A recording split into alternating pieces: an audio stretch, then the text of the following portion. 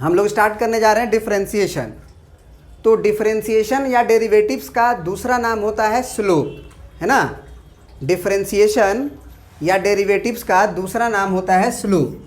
Slope को ही हम लोग क्या बोलते हैं, डिफरेंशिएशन बोलते हैं। डिफरेंशिएशन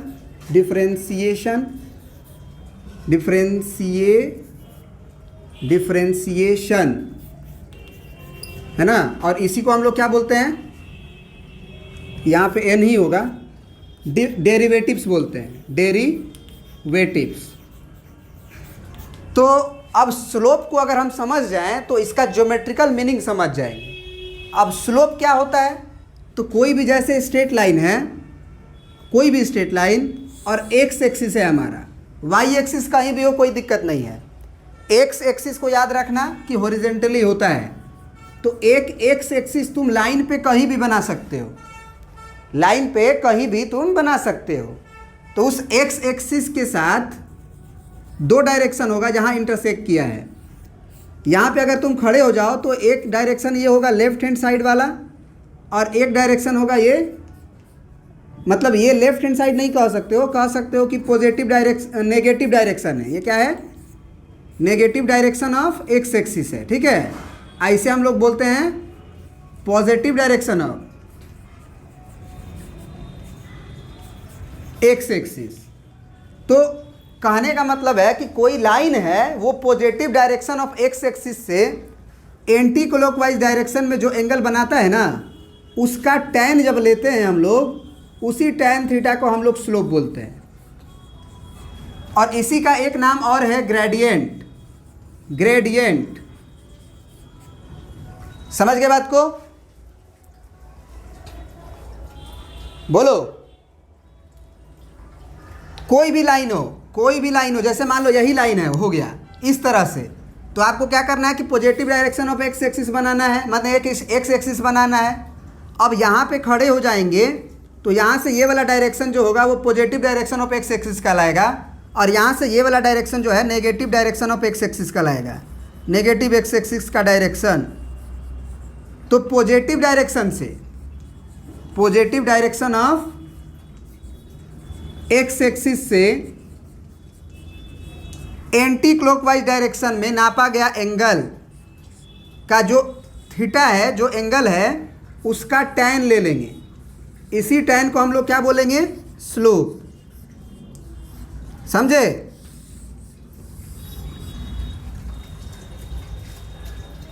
बात समझ गए।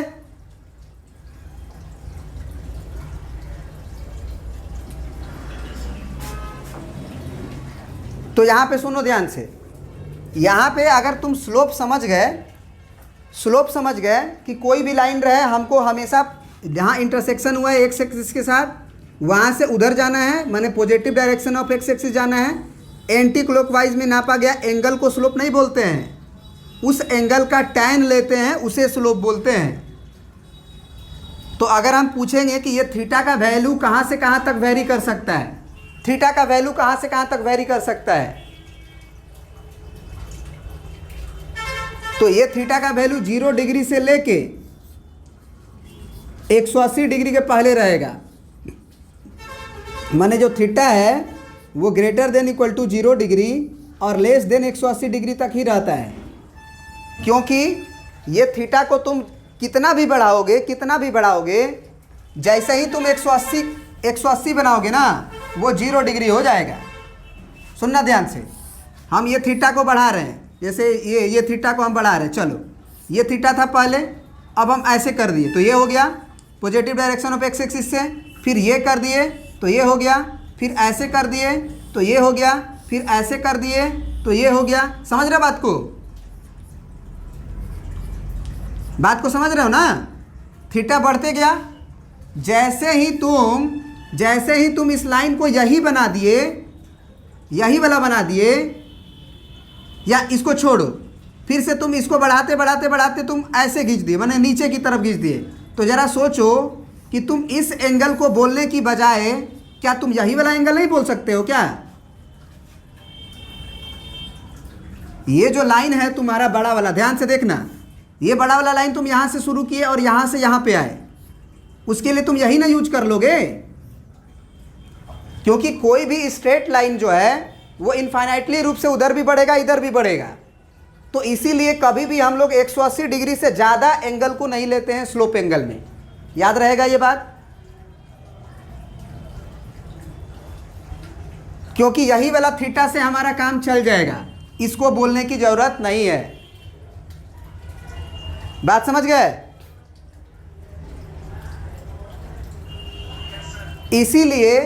इसीलिए हम बोलते हैं कि जब 0 डिग्री से जब 180 डिग्री पे आते हैं तो एक लाइन तो हमारा यही होगा ना।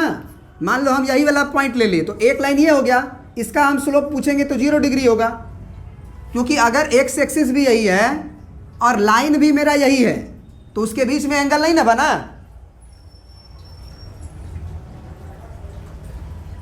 अगर मेरा positive direction of X axis भी यही है और हमारा लाइन भी यही है तो इसके बीच में एंगल क्या डिग्री बना? 0 डिग्री बना। तो अब यहां पे हम बोले कि जैसे ही तुम 180 डिग्री बनाओगे, जब स्ट्रेट लाइन पूरी तरह से पलट दोगे तो स्ट्रेट लाइन रुकने वाला थोड़ी है, स्ट्रेट लाइन तो दोनों तरफ बढ़ेगा। तो जो उसका जो एंगल है वो 0 डिग्री और 180 डिग्री में हम 0 डिग्री को सेलेक्ट करते हैं। यही कन्वेनियंस है, यही नियम है हमारा। सारे लोग स्लोप एंगल को 0 डिग्री से पाई तक ही लेते हैं, क्योंकि सारे एंगल आ जाते हैं उसमें स्लोप के। बात समझ में आ गई? तो ये याद रखना कि स्लोप एंगल अगर कोई पूछेगा कि कहाँ से कहाँ तक वेरी करता है तो 0 डिग्री से लेके 180 डिग्री के पहले तक, और जैसे ही 180 डिग्री से बढ़ेगा तो फिर से एक्यूट एंगल आने लगेगा, है ना। जैसे हम लाइन को मान लो ऐसे कर दिए, अब कहोगे कि सर ये वाला एंगल लीजिए, तो ना ये वाला नहीं लेंगे, हमारा यही से काम चल जाएगा।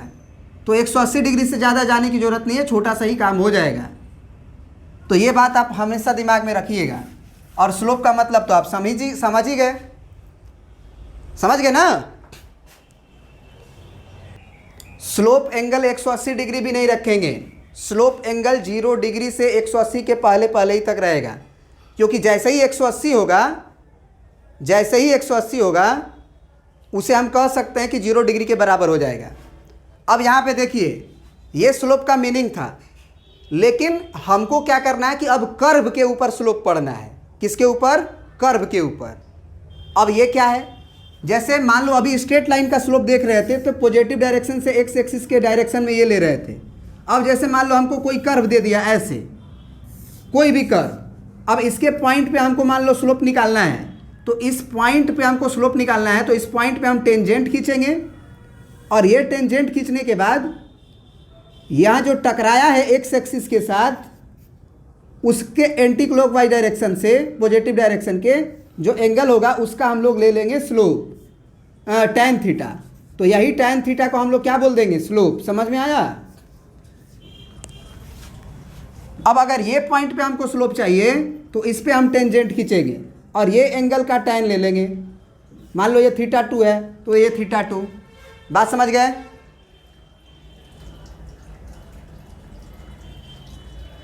कि कर्व पे अगर स्लोप निकालना हो तो कैसे निकालेंगे? बात समझ गए? कर्व के किसी पॉइंट पे स्लोप निकालना होगा, उस पे हम खींचेंगे टेंजेंट, उस टेंजेंट का positive direction of X axis से जो एंगल होगा उसका ले लेंगे टैन, वो हो जाएगा हमारा स्लोप। क्लियर है? कोई दिक्कत तो है नहीं अभी तक। अब जो स्लोप होता है, अगर कोई लाइन एक्स एक्सिस के पैरेलल हो जाए तो स्लोप 0 हो जाता है। अगर कोई लाइन एक्स एक्सिस के पैरेलल हो जाए तो स्लोप क्या हो जाता है? 0। जैसे मान लो ये एक्स एक्सिस है हमारा और ये कोई लाइन है पैरेलल है एक्स एक्सिस के, तो अगर हम बोले कि एक्स एक्सिस के साथ अगर पैरेलल है तो स्लोप क्या होगा? तो वो क्या हो जाएगा? टैन ऑफ 0 डिग्री, क्योंकि वो एक्स एक्सिस के साथ 0 डिग्री एंगल बनाएगा। ये हमेशा बात याद रखना। और अगर मान लीजिए कोई लाइन परपेंडिकुलर हो जाएगा एक्स एक्सिस के ऐसे, तो अगर इस लाइन का स्लोप निकालना हो तो ये तो यही एंगल होगा। अब ये 90 डिग्री हो गया, तो स्लोप के लिए हम क्या लिखते हैं? टैन और थीटा हमारा अब 90 डिग्री है। अब बताओ कि टेन 90 डिग्री अनडिफाइंड होता है कि नहीं होता है? बोलो। तो इसका जो स्लोप है वो अनडिफाइंड हो जाएगा, इसका जो स्लोप है वो अनडिफाइंड हो जाएगा। बात समझे? क्योंकि टेन 90 डिग्री अनडिफाइंड होता है। आप देखो ना, जैसे ही तुम यहाँ पे, स्लोप का मतलब होता है तिरछा लाइन से, जैसे ही आप यहाँ पे बैठोगे सीधे नीचे गिर जाओगे। बात समझे? तो जो तुम्हारा स्लोप है 90 डिग्री का वो सबसे ज़्यादा होता है और वो होता है अनडिफाइंड, क्योंकि 90 डिग्री 10 90 डिग्री का वैल्यू अनडिफाइंड हम याद किए हुए हैं। तो स्लोप जीरो कब होता है? जब कोई लाइन एक्स एक्सिस के पैरेलल होगा। अब जरा बताओ कि अगर एक्स एक्सिस के लाइन पैरेलल हो गया तो उसका इक्वेशन क्या होगा? y बराबर कांस्टेंट, y बराबर कांस्टेंट, y बराबर कांस्टेंट जो होता है वो क्या होता है? एक्स एक्सिस के पैरेलल लाइन का इक्वेशन। ये बात हमेशा याद रखना ना। जैसे y बराबर 2 हो गया, तो y बराबर 2 का हमको इक्वेशन खींचना हो तो हम क्या खींचेंगे? y बराबर 2 नाप लेंगे और उस पर एक लाइन खींच देंगे और इस इक्वेशन का नाम हो जाएगा y बराबर 2, क्योंकि इस लाइन पे आप कहीं भी जाओगे, कहीं भी, उसमें y 2 ही रहेगा। बात मानते हो कि नहीं मानते हो? x की डिस्टेंस बदलेगी लेकिन y की डिस्टेंस हमेशा 2 रहेगी।